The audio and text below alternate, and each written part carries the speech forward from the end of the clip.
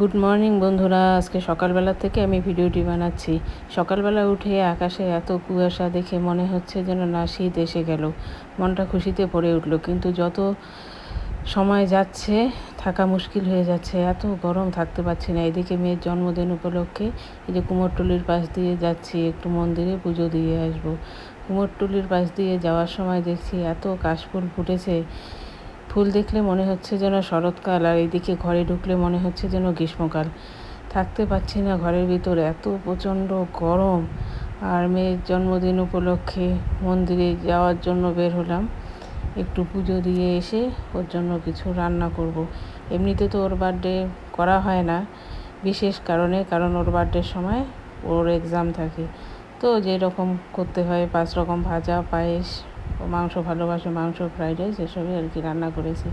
ও school থেকে এসে খেয়ে নেবে। এদিকে অর্ডার করেছি একটা জামা, চলে এসছে।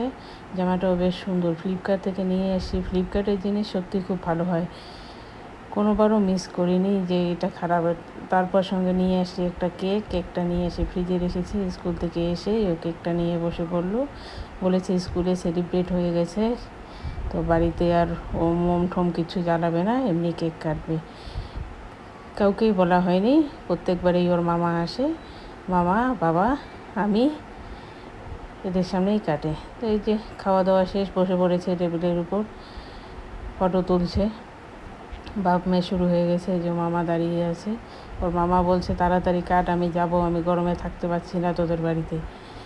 এদিকে কেকটা কাটবে, ওর মামাকে একটু দেবে, ওর বাবাকে দিবে, আর সম্পূর্ণটাও খেয়ে নেবে। ও স্ট্রবেরি কেক ভালোবাসে, তাই ওটাই অর্ডার করে নিয়েছি। আর ওর মামার এত তাড়াহুড়ো, গরমে আমাদের ঘরে থাকতে পারছে না, ওরা তাড়াতাড়ি চলে যাবে। খাওয়া দাওয়া শেষ, তারপর গিফটের পালা। সব গিফট নিয়েছে, এখন ওর বাবারটা নিয়ে এখানে ভিডিওটা শেষ করে দেবো আজকে। তোমরা ভালো থেকো, সুস্থ থেকো।